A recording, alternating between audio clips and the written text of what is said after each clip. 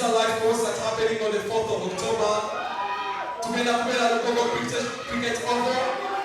Kafenya ako batini nyoko queen. Sichecho. Katono nyoko ani.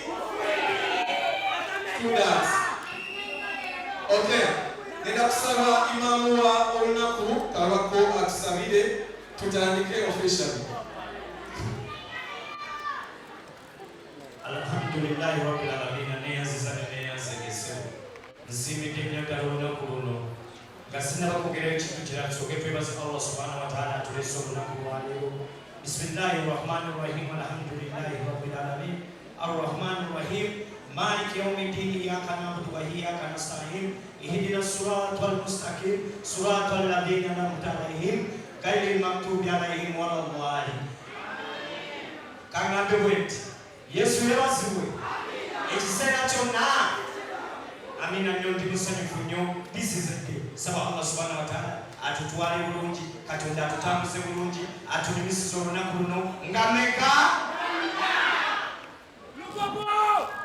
webale nnyo webale ddala. Short styles yagambye agala kugulawo olukuŋŋaana luno officially so short ate wano maaso short sokojjo bakulirewo officially kano mukarekodi nye mukatambuze TikTok aja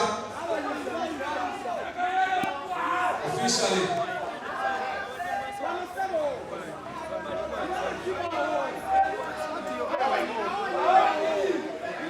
sure. Wow! Bakube shiba! Shiba bakube! Shiba bakube! Shiba bakube! Shiba yusa! Kete inemeki! Shiba bakube! Shiba kawamu! Awateke wakuwamu! Shiba bakube! Shiba isama kemo kulisibani nekete inesi! Ona ina nenyosa! Shiba yimisa kono! Abayini bajya kuimba nero shiba mnaramu! Shiba bakube!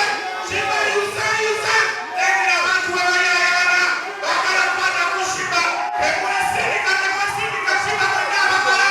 Shiba kuba! Nokira kutukuliso shiba! Yusa shiba! Bakube! Priketi ove kuleko! Era bayusa webale nnyo short styles. Okay.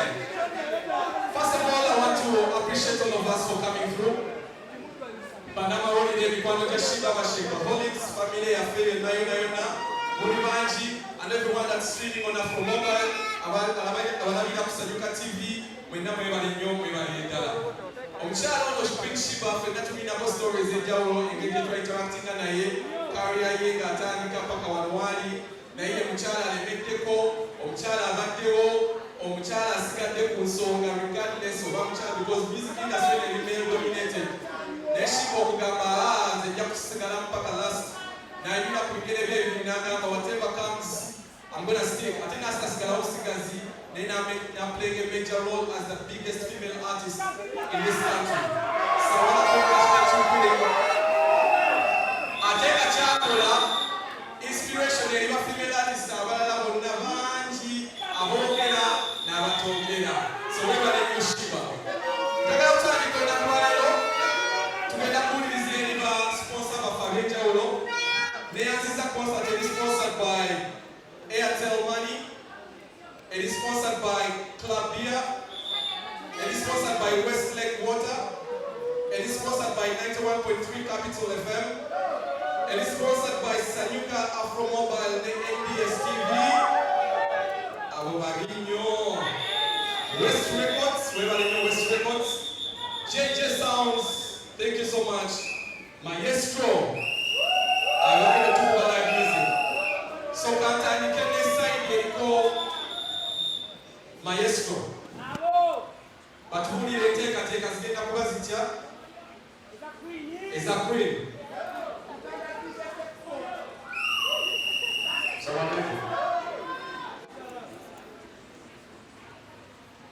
We as Maestro Studios, we are so glad that we are working with Queen Shiba. Always and always. She's very professional. She's down to earth. We Rehearsals are going on as we speak right now, but he's not there. And we wish you the best. Let's fill up Gogo. Thank you so much. Maestro, Kalaba Maestro! Next is Westlake. Amazago Gasana Mudoka Gagule, Kubanga Kulkich Financial Queen. Vero Wakinde Queen in So Westlake is also part of the Nyanziza concert. Let's get a brief from the sponsor.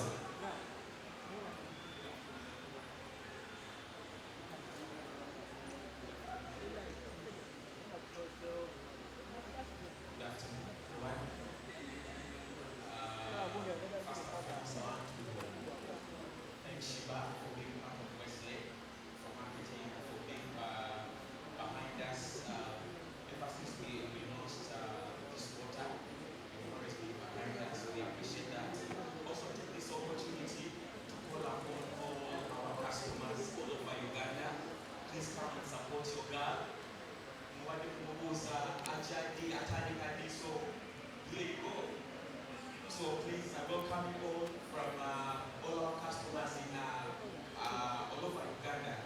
You know, so many. Please, Mujie Chikari. Thank you. Webale dala sponsor kabakoja muda keda kazine side eno eya sponsor togere naye sponsor jakusembayo kagende ku Next Media, MBS, Sanyuka TV, Afro Mobile, abo bebabadde emabega wa concerts ezisinga wano mu Kampala mu Uganda nga baziwagira era n'eleero kye bakoze okugamba nti Shiba tuli wamu naawe tujja kuwagira ddala. Desire, please. Thank you. Good afternoon, ladies and gentlemen.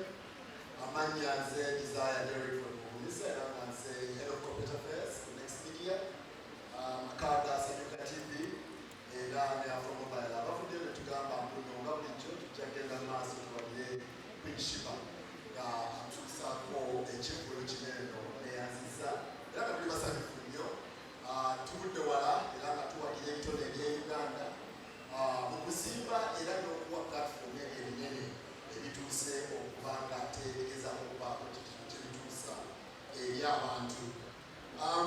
Shiba nze olwaleero yeesize nga Head of Corporate Affairs naye nga Shiba muntu ndudde nga mulaba ndowooza twatandika ki around the same time myaka egisukka 15 badaba kuli Shiba katannafuuka munene era nga kulaga nti alwanirira atuukirira abantu walowooza anamuyamba atamuyambe ye ng'agezaako era nga tulabira ddala nno 15 years ago you would not have thought that she would be saying thank you olunaku olwaleero era nga musanyufu nnyo okulaba olunaku olwaleero atukuŋŋaanya okutulaga nno kisoboka amanga nathings kisoboka era alwanye nnyo okulaba nga atuusiza wano wetuli va mu kutandika obutandisi naye era abadde akubazagamba omu bakyasinze abayimbi zeta kujjawo ekyomukazi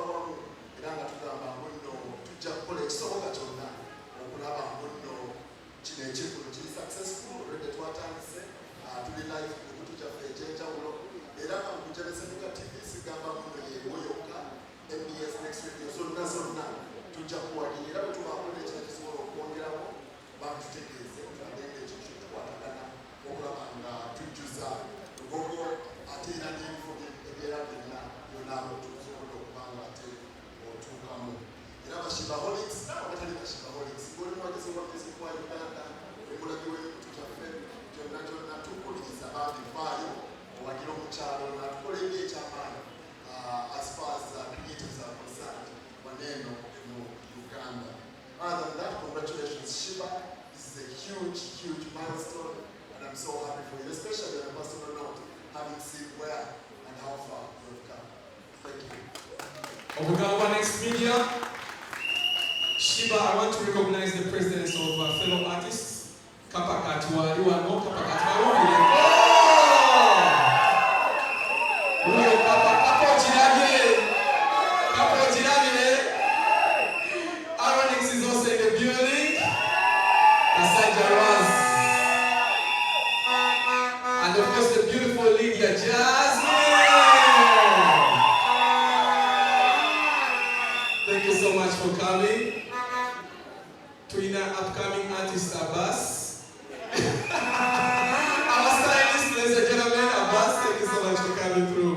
much respect. I want to invite a representative from Club Pilsner. These have been behind so many of Uganda's great concerts. Personally, I've worked with them on the Purple Parties. They have worked with Shiba a number of times, and they are back again to make sure we fill up Lubonga Cricket over. So, Club, what do you have for us for this particular concert? Bamita Douglas.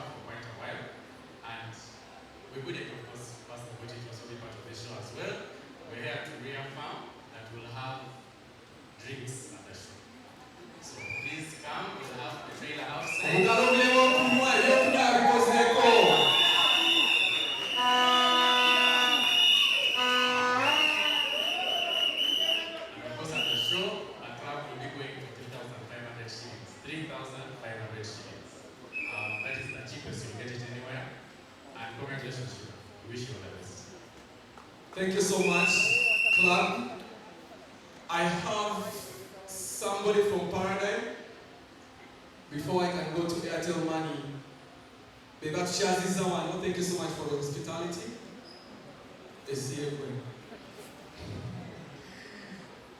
Yes, all right. She's here. Chinech for where I got Chakaram. Wita Koko one, yeah? Please.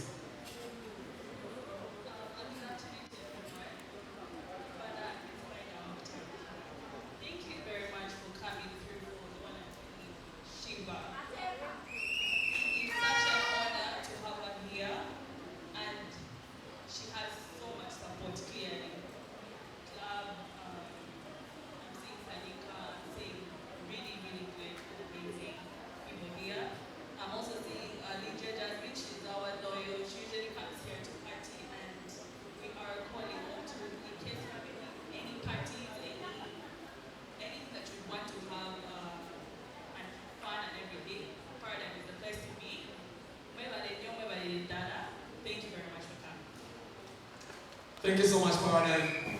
I want to endorse 91.3 Capital FM for supporting Ugandan music over the years and also for being behind Queen Shiba. Thank you so much, Capital Fresh Hits for Uganda.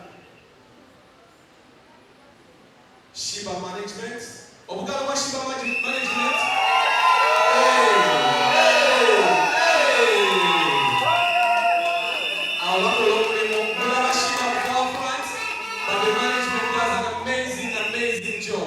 Thank you so much, team. I'm not going to break the names, but all of you in your capacities, thank you. JJ Sounds working on Tukubo Muziki, Soundi, class, JJ Waine Chizimbe is very hands-on and is very professional, so we're going to have a great show. There's not going to be any sound problem on that day. So thank you so much, JJ.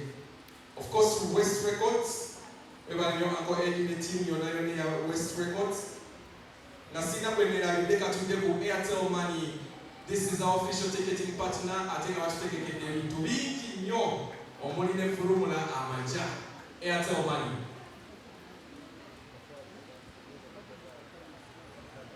Good afternoon, everyone.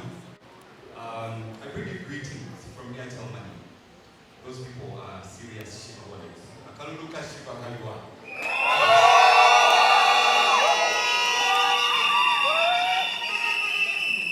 Wonderful. Amanya Gang, Eva Pitamuzora, Kabuga, and I head the merchant payments at Airtel Money. These codes that you see at the restaurants, the supermarkets that you pay on, that's what I take care of. But why are we here? As Airtel Money, we are very keen on supporting talent and entertainment in Uganda. And not just the talent, we are looking at also, the influencers, etc. And we're very excited where the ticket payments will be made. So anyone paying for the ticket, you dial *185 *9# and enter the code that you see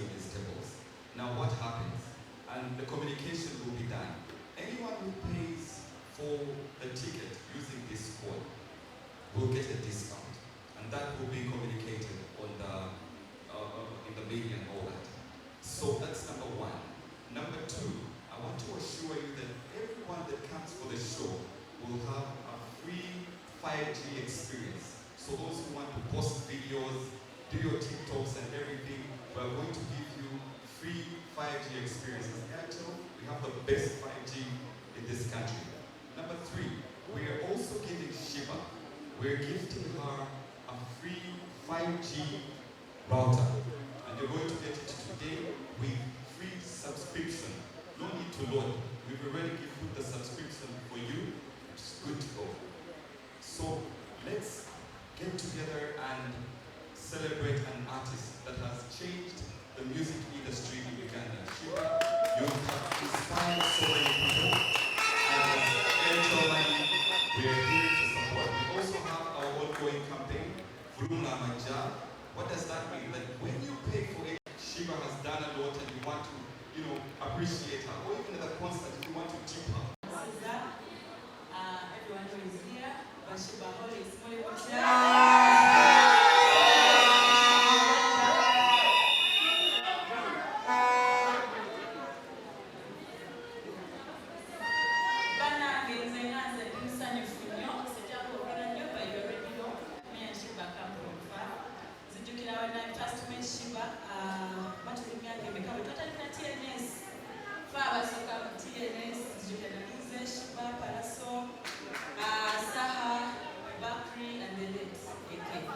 So that's the time I met Shiba. We became family. We've been supporting each other.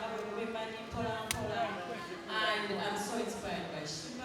Definitely, she's been in the game. She's done it all. She's had it all. So, but the things that we would have a concert here, Shiba, because at least I've seen also Javu de Mabiga. And I'm so happy for you, Shiba. I'm really happy. You know you always have my support. Come the 4th of October,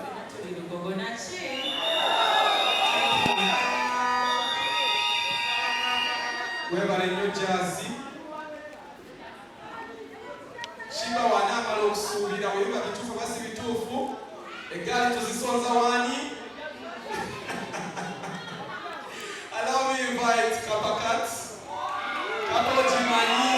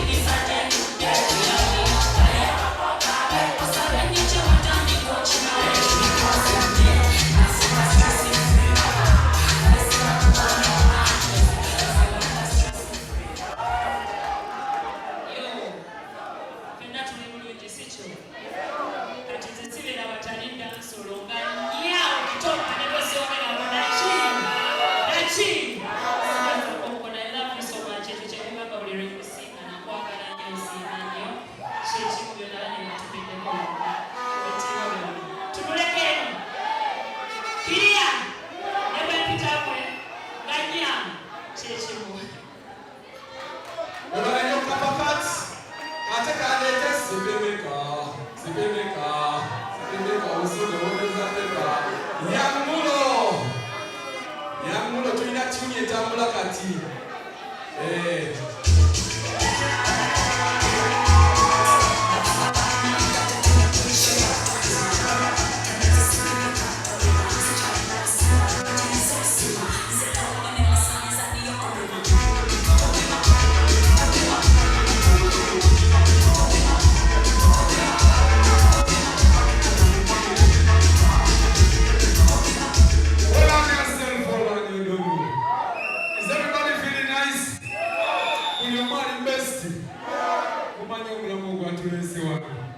Tuanze kulabisa. Sicho.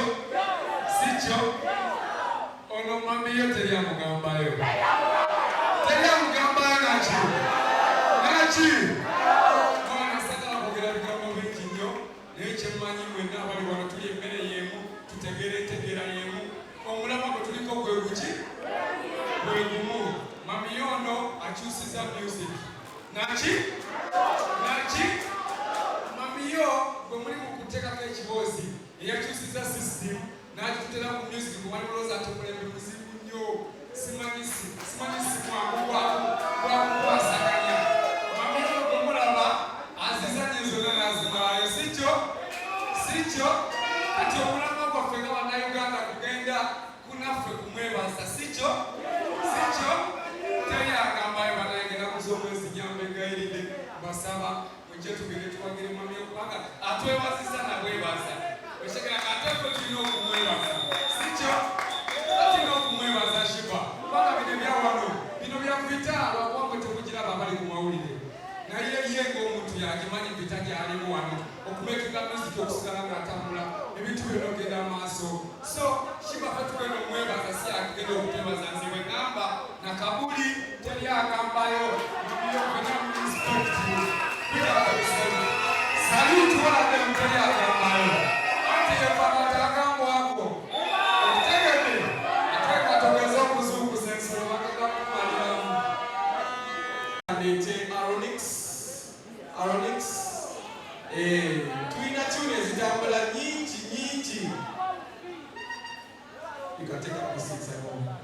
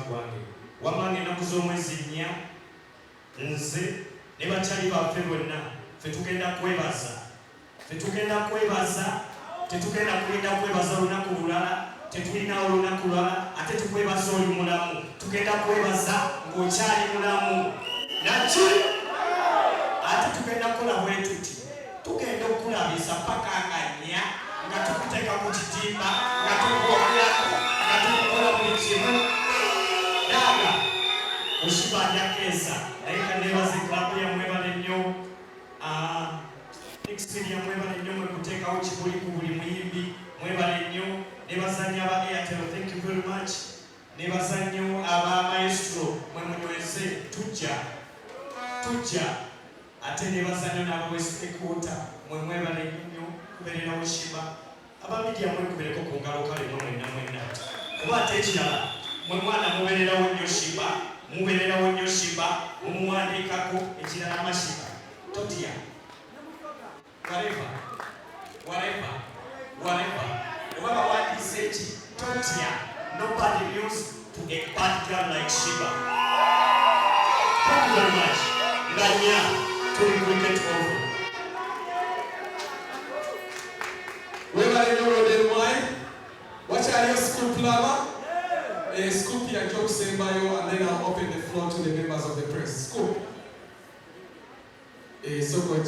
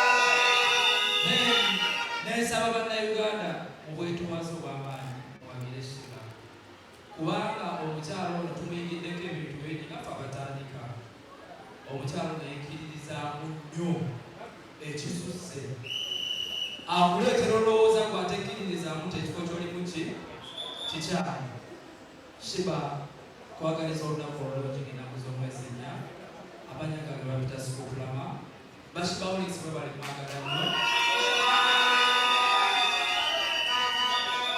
ebikapu byange bannayesiina b'ekijjo ndagala sinayazayomusa. Thank you so much. We are in the scope again of Seminary Simon. Yes, Simon. Ono mukazi akuba yonna oyinza okuzaawa but ekintu kiri kimu omuntu okuva mu humble background n'afuuka ng'oyo ekyo osooka okuba okiwanikira omukono n'ogamba ennaku z'omwezi ngammeka nze kyenva ku bukedde olupapula tujaguza emyaka 3 bukedde TV emyaka 15 bukedde radio emyaka 16 baŋŋambye nti tutambudde ng'etalenti tetusobola kulekerera mu kyalo ono bankisse ettu lya birango bukadde 50 era bannange bakama bange nti eryaddaladdala agenda awumule tunaawandiika kwani byonna muyinza obikola byonna muyinza okubyogera muka Katonda mukulu yayingira ddala mwe bayita babingipiri byonna musobola okubyogera omanyi tuneere tuzalawo eryaddala naye omuntu agala obaka burawundi bwetu n'abeera neyina basubiru mpaleriya lwotagenda nga nnya kumwebaza oba oyina ensobi n'olwekyo mbenga bukedde bakama bange bantumye ne baŋŋamba nti munnaye byonna byonna ina bisobi ebyo babikoze eki byonna ize era okuva kati mpaka nga nnya wali wawo wali waki wawe era naawe akulaba ku bukedde TV ku ssaawa eno saagala obeere muyimbi okukoppa Shiba osobola okubeerayo buli kyokola n'olaba omukyala akugambye teyali wakyaki teyali waaki basobola okukuzaalawo naye okukuzaalawo okwo ebeere pushing stone okufuuka Shiba owaleero buli kiri kyokola fenga bukedde tweyama kuba sapooti yaffe bakama bange kyebamange. Thank you so much Shiba Samani Kalungi tweyanziza naye tolina kyolaga okulekerani akulekerani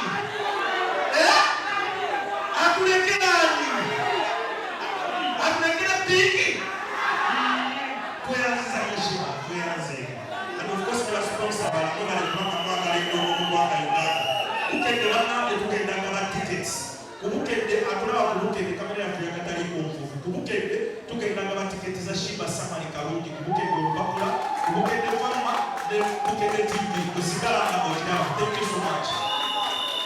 Webalenge Simon. Tubajukiza concert ya Gamuza mwezi mpya tugenda kwa Lugogo Cricket Oval. Ticket ejagenda ku mitwalo 2 ordinary, VIP emitwalo 5, emmeeza za million 3. Wetunavaawo Saturday nga 5 October tugenda kwera Colin Hotel Egono okuyingira omutwalo gumu, VIP emitwalo 2. Sunday nga 6 October tujja kuba ku Maria Floor e Masaka, ordinary emitwalo 2, VIP emitwalo 5. Members of the press, keep the questions short. Give other people 4. I said 5 questions. Keep it short, respectful.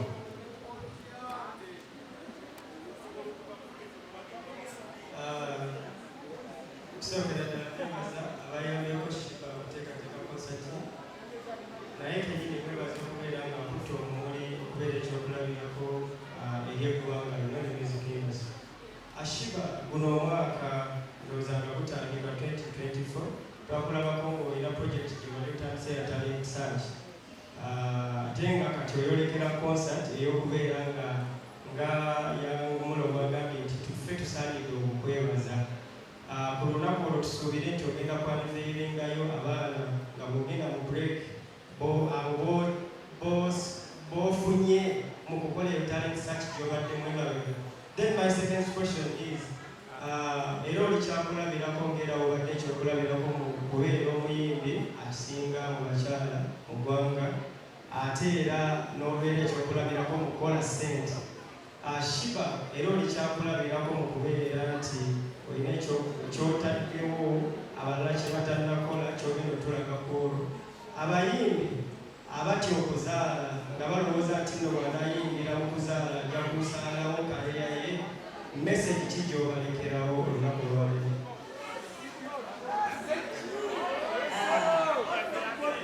Naye ssebo abayimbi abazadde obamanyi bulungi nyati bwe basigala nga bakikuba. Shout out to Raymond Namakula, shout out to Carol Natongo, Carol Kasita, shout out to Vinka, Joseph Becky, shout out to Vinka, shout out to Winnie Mwaji. I mean, women, between bakabidde omwana bakazi obola bangeni feminists. Byonna tusobola okubikuba ne Jasmine agenda kaba wataki kubeera. Thank you for that. all right. Keep it short. Bakta Saiba, Kola Club TV. Quick Shiba. Ekya talent search kantiddemu Kama Music Search yaliwo emyezi egiwerako emabega. Nze nga buli omu amanyi kaabe mu ttiimu yange njagala okutwala obudde nga nkola ebintu byange tuleme kumala gakanyuga wabweru. Saagala kuleeta muntu kubanga nze Shiba Kalungi kati tuneggumiza ffe nga ffe. So gye bali mu studio, they are shooting videos. Nalonda babiri, omulenzi omuwala naye bali mu studio, bali mu shooting, bali mu kwetegekana mu basobola okujja nga at least they can never be ready, but at least nga bali somehow ready nga bayinza okuba buli kintu kyekukola kyebunyumirwa. So you never know, ku concert bayinza okuba nga bali ready okuba presenting something. Thank you. Thank you so much, Quick Shiba. Ekibuuzo kino kigenda gy'oli. Abayimbi bangi abalina life ng'eyo n'ejjani enyuzi batandise kariya zaabwe ku myaka emitonda waggulu. Naye with all the frustrations eziri mu music, mostly naddala kusayidi y'abakyala, ensi yeewuunya. Ki ekyenjawulo ekikuumye okuba nga okyali fresh n'okuba nga togenze frustrations okubanga you do drugs. Batulabika abayimbi abakyala ne balaga nti bo bali so frustrated ne bayininga up the careers when they were drugs. Twagala okumanya celebrating 15 years what has kept you going okubanga you've not done drugs and keeping yourself at the top. Ky'obuuza kyakabi nnyo. Kino tekiriko na mukazi lwakuba waliyo omukazi ate ezibu ennyo si mu bubi ezimuwala nnyo okusinga ey'omwami mu industry yaffe kubanga mulimu ebigezo bingi nnyo nga bw'okiwulira. So buli omu ayagala kufunako nekyatalina kufuna yadde okusasulidde. It's hard, it's very hard. Naye nze kikimpinze mu industry ne sibaako mu ngeri yonna ekirooto kyange ekirooto nzijukira nti kyange mwali temunnamanya nzinga nina ekirooto kati I hold on to ekirooto kyange kikwata n'ekinyweza kyenjagala mumanye tova ku kirooto kyo oba oli ayogedde ki twata kirooto kyo ekirooto kyo kinyweze kikwate buli omu ayogere kyonna kyayagala mukama yekka yasobola okugaana banakkiriza kale lastly musoga yegwagenda okukalawo anti mwagala okukipinga short and simple Shiba twala ebibuuzo bigenda bitwala okay bibuuzo bisatu wanji soke nono okay Zero Engineers Official bila kupigia serefanya nizikiriza ngomu kukuru oli wayogedde wava muhamba family bantu ne bakujajinga ne bakujajinga notuuka wotuuse today your definition osobola okunyonyola Uganda nti great artist ekibuuzo kyange guno omwaka wayimba oluyimba olwayogeza abantu obwama bwe bayita sipimika diwe bakupima ereze eyo message waba ogisindikirani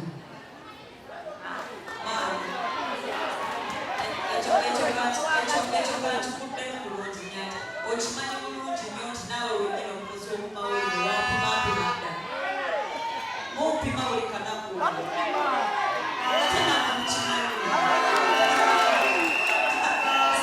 ayinga kamu abampima aligala bajuliza nti nze ne blessing from God tupimapima Thank you.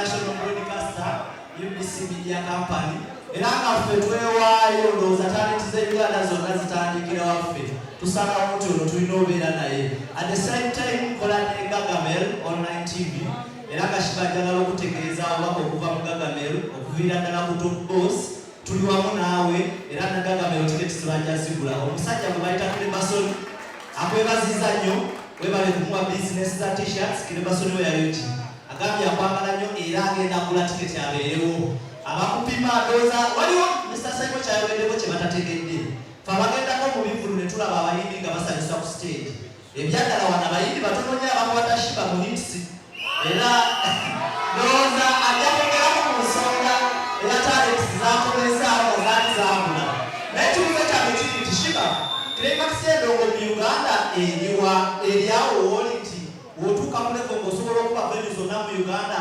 ng'owummula twali tukutunuulidde nti ng'omu ku bayimbi abalina ku ssente abasobola otwala music industry yaffe ku another level twagala nnyo okulaba nga Shiba oli musigulwa myuzireeta wano tusuubire nti akapima kankomaawo oyagala twebaza kuwummula thank you kankudde bulungi nnyo akapima tekannakoma kyali wano kyokola bakugambe tekize short break nkomawo omwoyo mugenda ku holiday todda ku mulimu okomawo it's called a holiday it's a vacation era omala novaawo n'okomawo ku mulimu ekya international ekintu kya international mwagala nnyo ki otuteeka ku bukeeke bwakyo but temumanyi kyekiteekebwa si luyimba si bwe tusobola kuyimba a lot of money ennaku zino industry gikompintingamu ku that level olina okubeera ne a lot of money ate nga other countries government zaabwe zikamira through neziteeka mu art music industry center so naffe katusuubire art industry yaffe one day tugenda kubeerayo ne government weeyita negamba nti tugenda yitayo abayimbi 5 abakabi mu nsi tubateekemu collaborations biri buli omu with the biggest artists on the continent oba Africa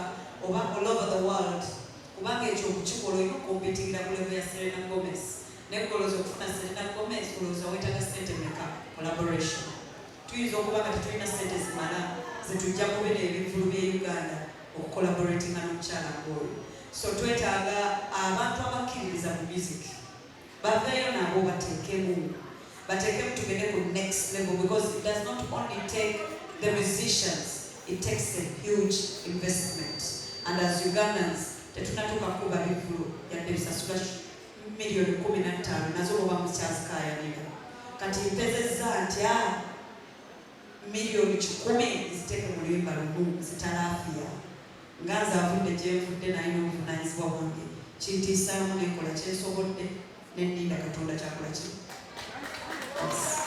webaenoshiba tumaliriza producer nabye obudde bugenze naye kokigwasemerayo ddala tuturapiga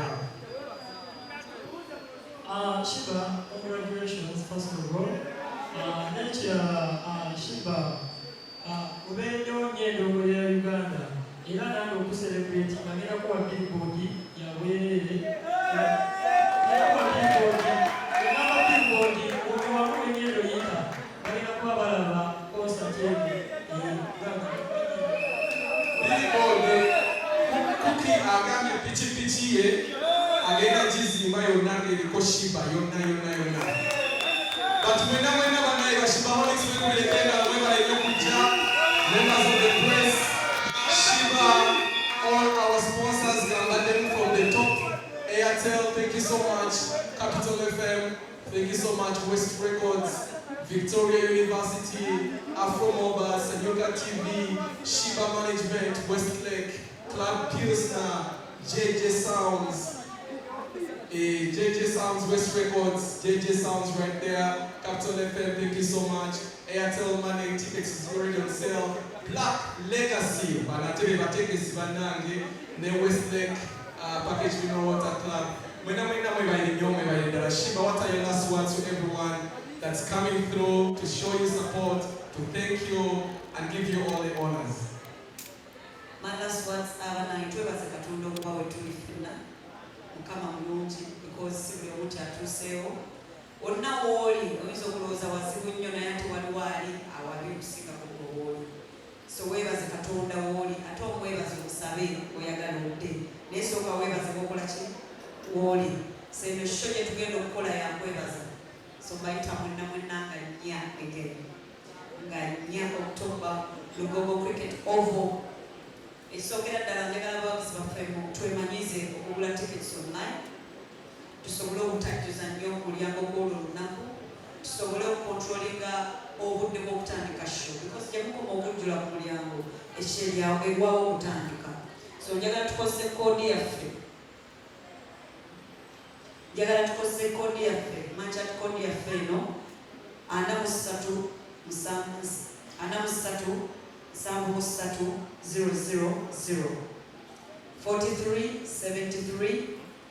000 mugikozese ogula tiketi yo nga bukyali tusobole okutandika sho saawa 2 tugikubire saawa 4 webatungalirawo era kale because kuna kwanundi bonyendosema balaba for some time so sagala bayimbira dakika 2 bamama obudde bukoze ki Airtel yazze ku board so that twanguyiza omuwagizi okugula ki ticket so please twemanyize okwanguya ebintu byaffe ku masimu esimu yo girina teekako mobile money yo teekako merchant code yo gula ticket yo tebo ya million 3 ordinary ya 3 VIP ya 5 mwebale nyonyo ba sponsors bange mwenna thank you so much.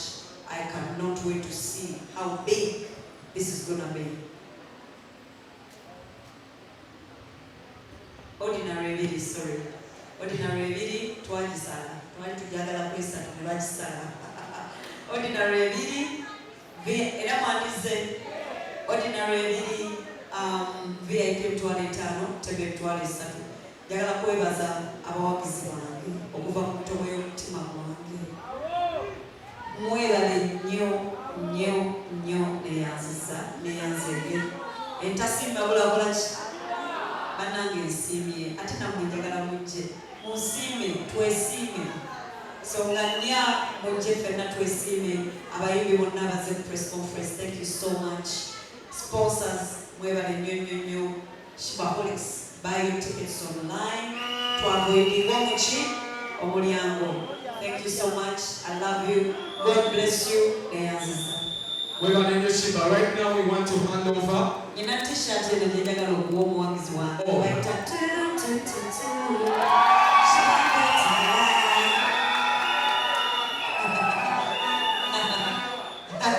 namulabyeko wano nga nnyingira bw'aba akyaliwo ajje muwe tishaati kubanga bannange mulaba ng'alinga eyeshiba molikoli yennyini yantamiira newe mugezaako mujjako ye yagaana aliddawa wali okay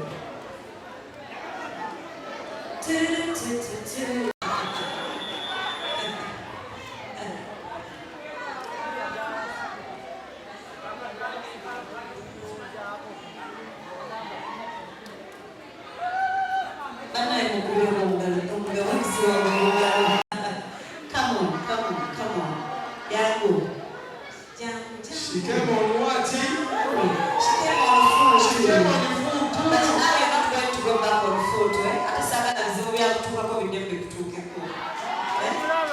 How are you? How are you?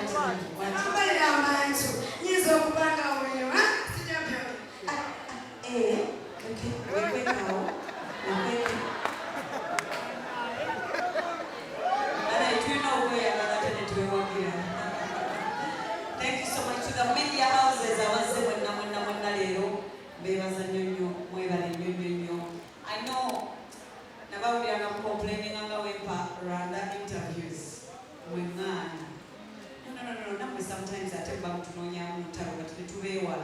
So now I'm going to say, ku narrative mutunyonyeeko ku love nga si bya ntalo si bya kwekuba tweyagala bulungi si wekiri. One Love Uganda, I can't wait to see you on 4th. Shibaholic, njagala mupumileko obugalo obalabe Jesse. I love you so much. God bless you. To all my sponsors, JJ, Black Legacy.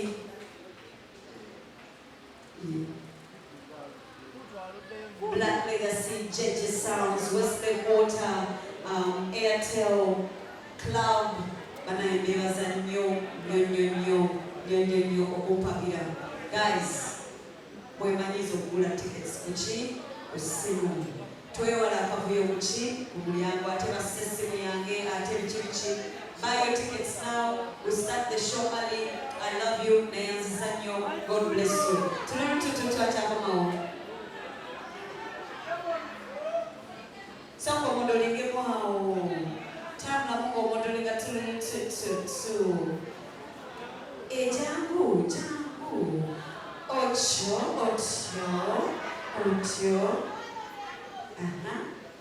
Soko teleke sente zote.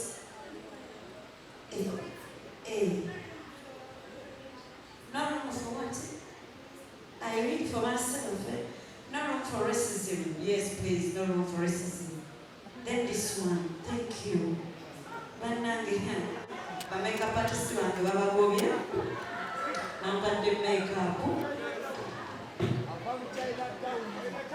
Enough.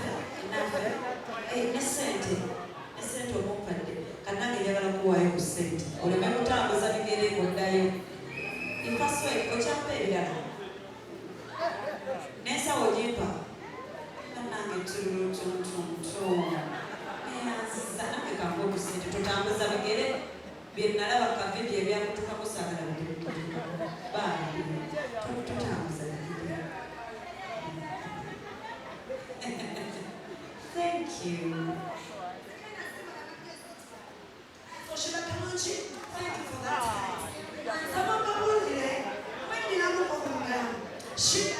Shiba. Oinaba kompiti tasija kwogera oina kwera omukyala omumalirivu. Omukyala omuki.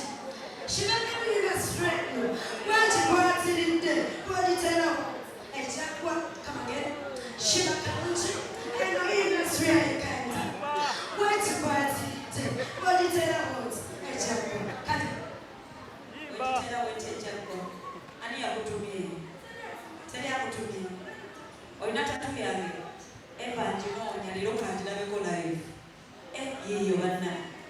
Otuyanyeko era tena.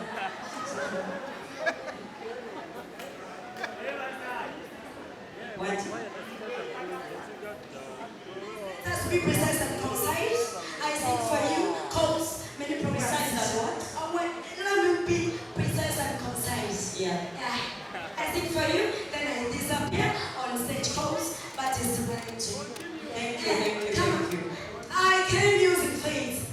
Yeah, from Kalchamliba, Akalamateno Kalka, Malayaganga. Thank you for loving me. So, Shiba Kamanchi, may God preserve and nicely. And some Kamakatona, also Reblonji, almost so to let. Shiba Kwaitaga, hey, Shiba Kwaitaga, Rising Kwaitaga, Shiba, Olina Nash, Pizza Shiba Kalan, come,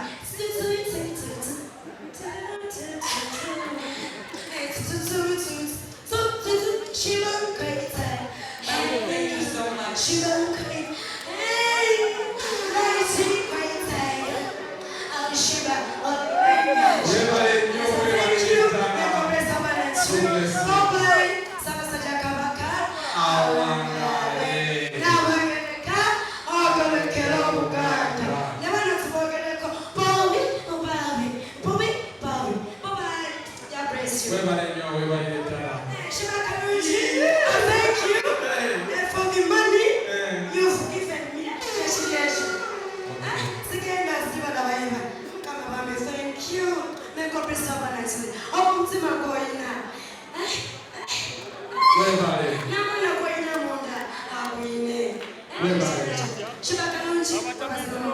Bye-bye.